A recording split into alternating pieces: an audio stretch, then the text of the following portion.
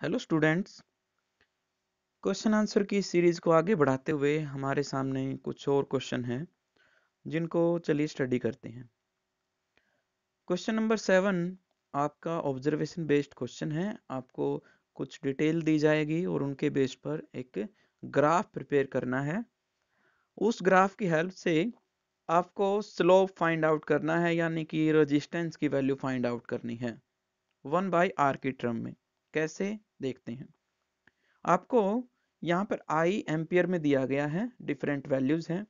V volt में दी गई है, डिफरेंट वैल्यूज हैं। और इसकी हेल्प से जो आपसे पूछा गया है IV कैरेक्टरिस्टिक पूछी गई है, यानी एक ऐसा ग्राफ जो I और V को रिलेट करता हो। तो बहुत आसान है। V और I के लिए आप एक टेबल प्रिपेयर कीजिए और उस टेबल को यूज कीजिए आपके ओम्स लॉ में, यानी एक तरफ I को रखिए और एक तरफ V को रखिए। एक स्ट्रेट लाइन ग्राफ आएगा ऑलमोस्ट, और उसका यूज करते हुए हमें फाइंड आउट करना है स्लोप। स्लोप जो वर्ड होता है, हम सबसे पहले स्ट्रेट लाइन की इक्वेशन के लिए हम इसका इस्तेमाल करते हैं, जहां तक बेसिक साइंस की बात है। सिंपल मैथमेटिक्स में हम स्ट्रेट लाइन के लिए इक्वेशन यूज करते हैं y is equal to M X plus C. यहाँ पर y और x कोऑर्डिनेट्स को रिप्रेजेंट करते हैं और c यहाँ पर कांस्टेंट वैल्यू है जो कभी कभार जीरो भी हो जाती है और वो डिपेंड करती है सिचुएशंस पर। m यहाँ पर स्लोप को रिप्रेजेंट करता है। अगर मैं यहाँ इसी इक्वेशन को इस स्ट्रेट लाइन के लिए इस्तेमाल करता हूँ जो हमारे ग्राफ से आई है, तो हमारे पास ग्राफ के लिए जो लाइन बनी है वो होगी I is equal to V/R। ये ओम्स लॉ भी था। यहाँ पर अगर मैं इसको कंपेयर करता हूँ ऊपर वाली लाइन से, तो m रिप्रेजेंट किया जाएगा 1/r से, यानी स्लोप यहाँ पर बनेगा 1/r। तो जो भी आप वैल्यू यहाँ पर फाइंड आउट करेंगे उसके अकॉर्डिंग आप यहाँ लिखेंगे 1/r। अब इस लाइन पर कोई भी दो पॉइंट, सेपरेट पॉइंट आप सिलेक्ट कीजिए। उनको यूज करते हुए एक ट्रायंगल बनाइए, जैसे यहाँ पर बनाई गई है ABC।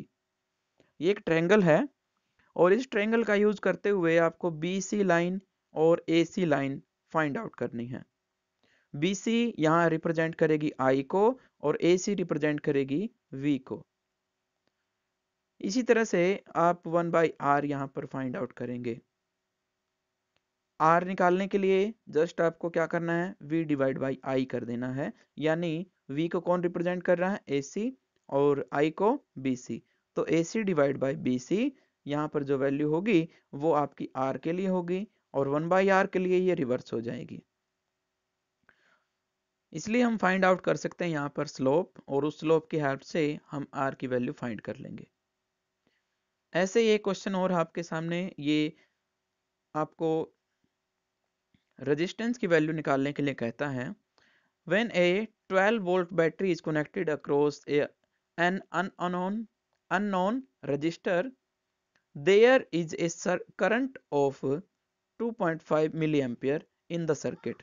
यहाँ पर आपके पास जो बैटरी है वो 12 वोल्ट की है और जो करंट यहाँ पर है 2.5 वोल्ट मिली एम्पियर है। 2.5 मिली एम्पियर है।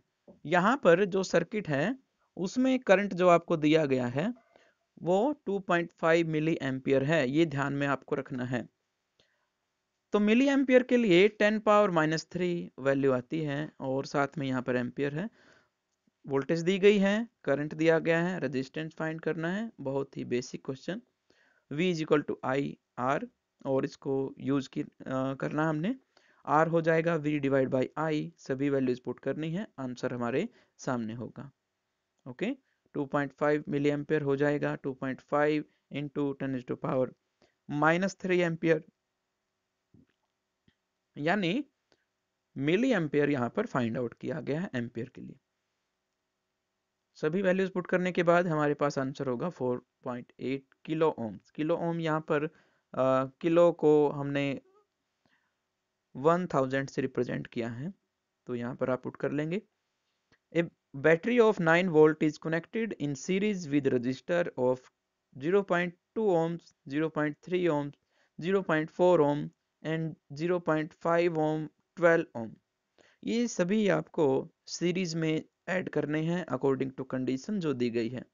How much current would flow through the 12 ohm resistor, कितना करंट 12 ओम रजिस्टर से फ्लो करेगा।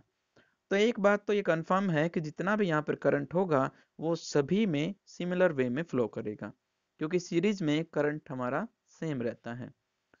तो किसी भी के यहाँ पर रजिस्टर के लिए जो भी आएगा आंसर वो सेम आएगा। सबसे पहले आपको करना क्या है, सीरीज में जोड़े गए हैं तो सभी का रेजिस्टेंस आप रिजल्टेंट निकाल लेंगे, जो भी वैल्यू दी गई है उनको एडअप करें। टोटल आर हमारे पास 13.4 आ रहा है ऐड करने के बाद। आपको पोटेंशियल डिफरेंस 9 वोल्ट दिया गया है। आई जब निकालोगे तो ये हो जाएगा V डिवाइड बाई आर।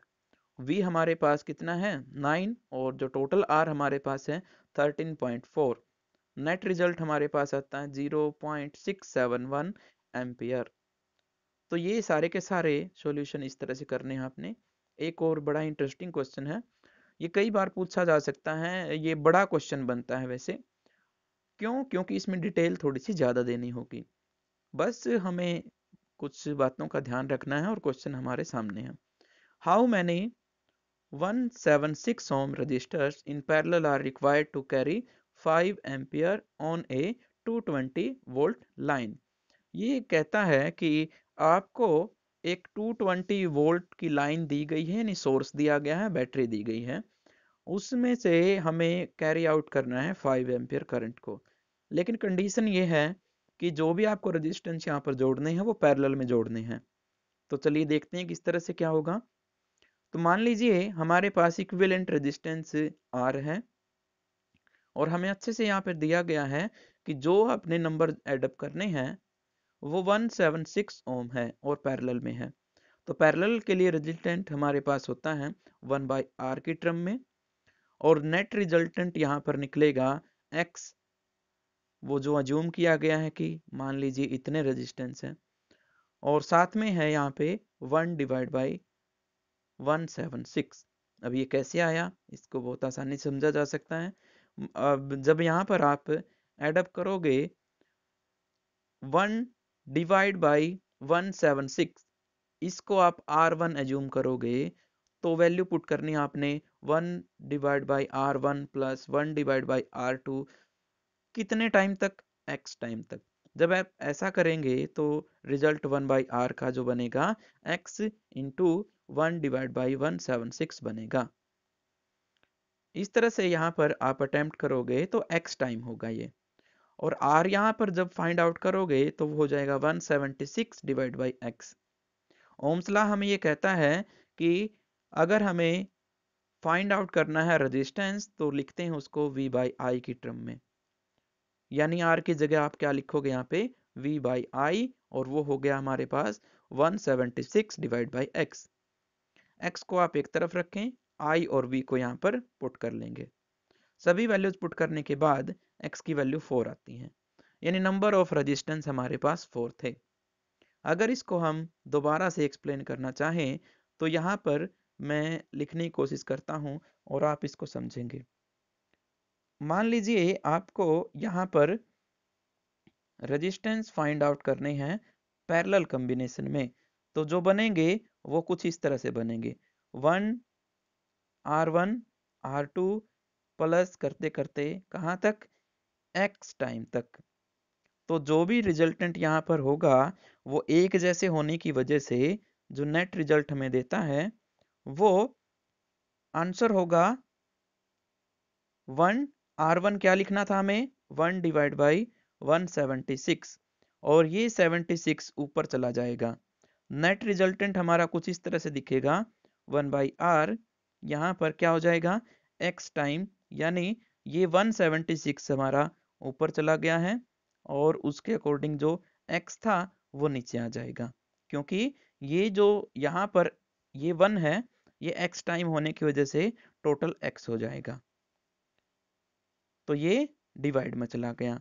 ये कैलकुलेशन यहाँ पर की गई है, इसको यूज करते हुए आप इसको क्वेश्चन को सोल्व आउट करेंगे।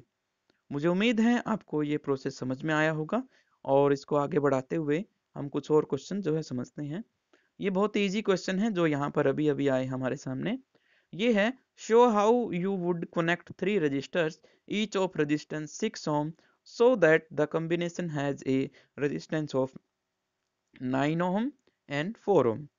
ये कल भी हमने इनको ट्राई किया था और हमने कहा था कि जितने भी रेजिस्टेंस आपको दिए जाएं उनको एक बार सीरीज में जोड़ के देखेंगे, एक बार पैरेलल में जोड़ के देखेंगे, हो सकता है हमारा आंसर उन्हीं में आ जाए। अगर ऐसा नहीं होता तो हमें उनको किन्हीं दो को सीरीज में और किन्हीं दो को पैरेलल कॉम्बिनेशन में जोड़ के देखेंगे। डेफिनेटली आपका आंसर उन्हीं में से कोई एक होगा। तो मुझे उम्मीद है आप ये क्वेश्चन ट्राई करोगे। मैं आपको एज ए होमवर्क आपके ऊपर ये छोड़ता हूँ। जैसे इस डायग्राम में ये जोड़े गए हैं, 2 पैरेलल में और एक सीरीज में। तो नेट जो रिजल्ट आ रहा है वो 3 ओम आ रहा है और 3 ओम और साथ में हमारे पास 6 यहाँ पर सीरीज में था। 3 एंड 6 9 बनते हैं। पहला आंसर हमारा आ जाता है। दूसरे में 2 सीरीज में है और तीसरा उनके पैरेलल में है। नेट रिजल्ट यहाँ पर देखने को 4 ओम आता है जो हमसे पूछा गया था। ऐसे ही एक और इम्पोर्टेंट क्वेश्चन है, several electric bulb designed to be used on a 220 volt electric supply line. यहाँ पर जो वोल्टेज दी गई है 220 वोल्ट दी गई है और जो पावर यहाँ पर दी गई है हर एक बल्ब की वो 10 वाट दी गई है। तो यहाँ पर कितने लैंप जो है आप पैरेलल वे में जला सकते हो कि उसका मैक्सिमम करंट कितना रहे, 5 एम्पियर। कुछ कंडीशन का ध्यान रखते हुए हम यहाँ पर नोट करेंगे। मान लीजिए आपके पास R1 रेजिस्टेंस है किसी भी एक स्पेसिफिक बल्ब के लिए। सभी बल्ब को एक जैसा बताया गया है तो उनके जो रेजिस्टेंस होगी वो भी क्या होंगे, एक जैसे होंगे। वोल्टेज आपको 220 वोल्ट दी गई है और I यहाँ पर 5 एम्पेयर दिया गया है। यहाँ पर इस बात का आपको ध्यान रखना है कि जो वोल्टेज और I दी गई है वो टोटल रेजिस्टेंस के लिए है और जो आपको यहाँ पर पावर दी गई है वो किसी एक ही बल्ब की दी गई है। तो आप किसी एक बल्ब का रेजिस्टेंस जो फाइंड आउट करेंगे वो पावर की हेल्प से फाइंड करेंगे, ना कि resistance V divide by are आई की फॉर्म में निकालेंगे। जो आर निकलेगा आपका V बाई आई की टर्म में वो टोटल रेजिस्टेंस होगा और जो आर निकलेगा V square divide by P की टर्म में वो किसी एक स्पेशल बल्ब का होगा जो यहाँ पर कंसीडर किया गया है। तो इसको ध्यान में रखते हुए आपको क्वेश्चन अटेम्प्ट करना है। आर जो होगा V square divide by P, ये हमारे पास एक फॉर्मूला होता है पावर का। पावर का फॉर्मूला क्या होता है जो अभी अभी हमने लिखे थे बहुत सारे। हमारे पास जो पावर का फॉर्मूला होता है वो एक तो ये होता है V इंटू आई। ऐसे ही पावर का फॉर्मूला हमारे पास होता है आई स्क्वायर आर और ऐसे ही पावर का जो फॉर्मूला होता है वो होता है V square divide by R. तो यहाँ पर जब यहाँ से आप R निकालोगे तो वो हो जाएगा V square divide by P, जो यहाँ पर आपको पुट करना है। जब यहाँ पर पुट करोगे तो रिजल्ट में हमारे पास जो आंसर होगा वो R1 होगा। R1 जितनी वैल्यू आई है उसको फाइंड कर लिया हमने। फिर हम टोटल रेजिस्टेंस निकाल लेंगे और टोटल रेजिस्टेंस हमारा कितना आना चाहिए, 44। कितने ऐड किए हैं, x टाइम ऐड किए हैं। जैसा कि अभी थोड़ी देर पहले हमने क्वेश्चन अटेम्प्ट किया था, उन्हीं को यूज करते हुए उसी टर्म को आप यहाँ पर x टाइम जो है ऐड कर रहे हो 1/r plus 1/r2 plus something, कहाँ तक, x टाइम तक। तो रिजल्ट यहाँ पर जो आएगा, क्योंकि सभी का रेजिस्टेंस सेम है तो सबको आप R1 लिख सकती हैं, 1/R1 मल्टीप्लाइड बाई x। यहाँ से आपको कंफ्यूज नहीं होना है कि इनको x टाइम लिखने से ये x मल्टीप्लाई में कैसे हो गया। तो यहाँ पर मैं एक सॉल्यूशन करके देखता हूँ ताकि आपको समझ में आए। मान लीजिए मैं इन टू को जो एक जैसे हैं उनको 4 बार लिखता हूँ, तो 4 बार लिखने से मेरा आंसर आना चाहिए 8। मैं इसको डायरेक्ट अगर निकालना चाहूँ तो कितनी बार लिखा है, 4 बार। कौन सी क्वांटिटी को लिखा है, 2 को, तो आंसर कितना आएगा, 8 आएगा। दोनों में आंसर क्या आ रहा हमारा, सेम आ रहा है। तो x टाइम अगर मल्टीप्लाई किया हमने इसको तो x टाइम मल्टीप्लाई करने की वजह से ये x जो है यहाँ पे मल्टीप्लाई में चला जाता है, एडिंग करने की वजह से मल्टीप्लाई में चला गया। जो R1 आया है यहाँ पे, उसको आप यहाँ क्रॉस मल्टीप्लाई कर देंगे, और क्रॉस मल्टीप्लाई करने के बाद हमारे पास जो आंसर आता है वो ये होगा 1 डिवाइड बाई आर, ये हमारे पास आया है x डिवाइड बाई R1। अब यहाँ से R1 डिवाइड बाई R ये किसके बराबर आ जाएगा, x के बराबर आ जाएगा। सभी वैल्यूज पुट कीजिए, x की वैल्यू आपको पता चल जाएगी। तो इस तरह से आपको कुछ बातों का ध्यान करते हुए इस क्वेश्चन को अटेम्प्ट करना है। तो नंबर जितने हुए यहाँ पर इलेक्ट्रिक बल्ब के वो 110 हैं। ऐसे ही एक और क्वेश्चन है, इसमें दो कोयल हैं, एक ए से रिप्रेजेंट की गई है, एक बी से। दोनों को जो रेजिस्टेंस है दोनों का वो 24 ओम्स है। ये पूछता है कि कितना करंट इनमें से फाइंड आउट कर निकाला जा सकता है, कैरी आउट किया जा सकता है अगर दोनों को आप एक बार तो सेपरेट करें ज्वाइंट 220 के साथ। तो सेपरेट के लिए तो सिंपल फॉर्मूला हमारा लग जाएगा V divide by R something, उससे I निकल जाएगी हमारी। और अगर इनको पैरेलल में जोड़ना है तो पहले इनका रिजल्टेंट निकालोगे आप पैरेलल कॉम्बिनेशन के अकॉर्डिंग, और उसको डिवाइड करोगे V divide by R, parallel में जो रिजल्ट आया है करंट वो हो जाएगा। सीरीज में इनको करोगे तो सीरीज में क्या हो जाना चाहिए, सीरीज में ये ऐड हो जाएंगे पैरेलल के अकॉर्डिंग, सीरीज के अकॉर्डिंग नेट रिजल्टेंट निकालोगे और उसको V डिवाइड बाई कर दोगे, जो आंसर होंगे आपके सामने होंगे। ऐसे ही एक और क्वेश्चन हमारे पास है, compare the power used in 2 ohm register in each of following circuit, A 6 volt battery in series with 1 ohm and 2 ohm register. यहाँ पर 6 वोल्ट की बैटरी है और सीरीज में क्या रखे हुए हैं, रेजिस्टेंस। इनको जोड़ देंगे आप तो सीरीज में 3 हो जाएगा, वोल्टेज कितनी है 6, रेजिस्टेंस हो गया 3, तो आंसर आ गया यहाँ पे 2 एम्पियर। ऐसे ही 4 वोल्ट की बैटरी है, 12 ओम और 2 ओम रजिस्टर यहाँ पे पैरेलल में है, तो ऐसे ही सेम रिजल्ट आपका उसके लिए आ जाएगा। अब यहाँ पर 2 एम्पियर जो करंट आया था उसके अकॉर्डिंग पावर निकाल लोगे, और जो आया है आपका पैरेलल में उसके लिए पावर निकाल लोगे। पावर का फॉर्मूला वही है V² डिवाइड बाई आर। यहाँ पर हमें इन चीजों का ध्यान रखना है।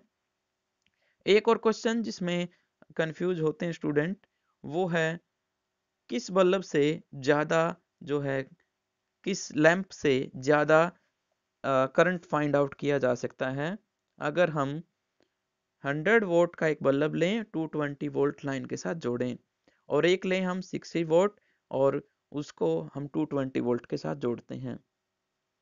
तो यहाँ पर हमें ध्यान रखना है कि दोनों के दोनों बल्ब पैरेलल में जोड़े गए हैं, यहाँ पर कंडीशन दी गई है। तो पैरेलल में जब हम जोड़ते हैं तो दोनों के लिए वोल्टेज क्या रहेगी, कॉमन रहेगी, और करंट जो होगा वो किसके साथ, यहाँ पर पावर के साथ कैसे रिलेटेड होता है, power is equal to voltage into current.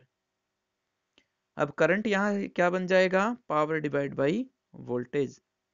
तो यहाँ पर हम आसानी से फाइंड आउट कर सकते हैं दोनों के लिए 100 divide by 220 plus 60 divide by 220, answer जो होगा वो आंसर हमारा होगा। विच यूज मोर एनर्जी, आपको यहाँ पर कुछ अपरेटस दिए गए हैं, उनकी पावर दी गई है और टाइम दिया गया है।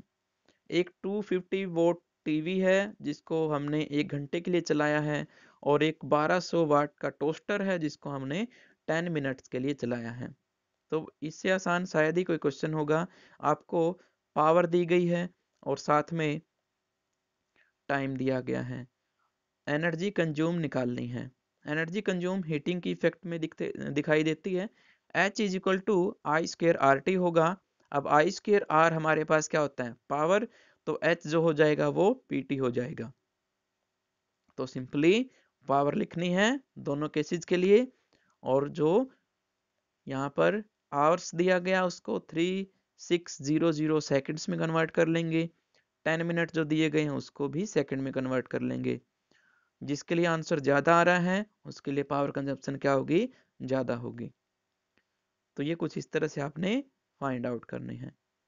एक हमारे पास और क्वेश्चन है, इसमें आपको रेजिस्टेंस दिया गया है 8 ओम, करंट दिया गया है 15 एम्पियर और 2 घंटे के लिए हमें इसको चलाना है। हमें पावर फाइंड आउट करनी है। पावर के लिए बहुत सारे फॉर्मूले हम डिस्कस कर चुके, ये आप अपने आप ट्राई करेंगे। पावर क्या बनेगी, आई स्क्वायर आर, क्योंकि यही दो वैल्यू दी गई है। तो आई की वैल्यू और आर की वैल्यू पुट करोगे, आंसर आपका आपके सामने होगा। यहाँ पर कुछ दी गई हैं चीजें, इनको एक्सप्लेन करना है। हमारी नॉलेज के बेस पर हम इनको एक्सप्लेन कर सकते हैं। जैसे देखें, why tungsten used almost exclusively for filament of electric lamp. Electric lamp के फिलामेंट के लिए हम टंगस्टन को यूज क्यों करते हैं? इसका आंसर ये होगा कि इसका रेजिस्टेंस ज्यादा होता है क्योंकि ये एलॉय है। ऐसे ही why are conductor of electric heating device such as bread toaster, electric iron made up of an alloy rather than a pure metal। बहुत आसान है, क्योंकि प्योर मेटल जो होंगे वो अच्छे कंडक्टर होते हैं, उनका रेजिस्टेंस कम होता है। रेजिस्टेंस कम होगा तो हीटिंग इफेक्ट भी कम होगा। हमें क्या चाहिए, हीटिंग इफेक्ट ज़्यादा चाहिए, तो एलओए यूज करेंगे हीटिंग इफेक्ट ज़्यादा के लिए, क्योंकि उनका रेजिस्टेंस क्या होता है, ज़्यादा। Why the Why is the series arrangement not used for domestic circuit? Domestic circuit में हम सीरीज अरेंजमेंट इस्तेमाल क्यों नहीं करते? तो इसका आंसर बहुत सिंपल है। सीरीज में अगर हम उनको यूज करेंगे तो टोटल रेजिस्टेंस एडअप होता जाएगा और बहुत ज़्यादा रिजल्ट बन जाएगा। जितना ज़्यादा रेजिस्टेंस, करंट का अमाउंट कम। तो इससे हम ये अंदाज़ा लगा सकते हैं कि जो सबसे लास्ट में इंस्ट्रूमेंट होगा उसके पास जो करंट होगा वो बहुत कम जाएगा, हो सकता है वो ना भी चले, इसलिए इनको पैरेलल में जोड़ा जाता है। How does the resistance of a wire very with its area of cross section? Resistance पूछता है, एरिया पर कैसे डिपेंड कर रहा है? तो 1/r की फॉर्म में ये वेरी करता है, 1/a की फॉर्म में, यानी एरिया जितना बढ़ेगा रेजिस्टेंस उतना ही कम होगा। यहाँ से एक डायरेक्ट बात कही जा सकती है कि जो थिक वायर होते हैं उनमें करंट ज़्यादा होता है क्योंकि उनमें रेजिस्टेंस कम है। ऐसे ही why are copper and aluminium wire usually employed for electricity transmission. Copper और एल्यूमिनियम, एक तो ये मार्केट में इजीली अवेलेबल हो जाते हैं और दूसरा इनकी कंडक्टिविटी भी अच्छी खासी होती है, इसलिए हम इनको यूज करते हैं। आयरन जो है महंगा होता है, महंगा, ये जो पॉइंट था महंगे वाला ये इतना इम्पोर्टेंट नहीं है। जो ज़्यादा इम्पोर्टेंट है वो ये है, एक तो रस्टिंग प्रोसेस ज़्यादा होती है आयरन में, और दूसरा ये भारी होता है। अगर भारी होगा तो लंबे वायर में बेंडिंग प्रोसेस होगी और वायर हो सकता है ब्रेक डाउन हो जाए ड्यू टू हीटिंग इफेक्ट। तो हमें इस तरह की प्रॉब्लम से बचने के लिए कॉपर और एल्यूमिनियम का यूज करने की सलाह दी जाती है। तो आपके यहाँ पर क्वेश्चन कंप्लीट होते हैं। मुझे उम्मीद है आपको ये समझ में आए होंगे। आपको ये पीडीएफ भेज दी जाएगी और इसको आप डायरेक्ट इस साइट से डाउनलोड भी कर सकते हैं अगर आपको बाकी चैप्टर्स की भी पीडीएफ चाहिए तो पीडीएफ फॉर्मेट में आपको ये मिल जाएंगी। मुझे उम्मीद है आप इनको अच्छे से स्टडी करेंगे। Okay, all the best.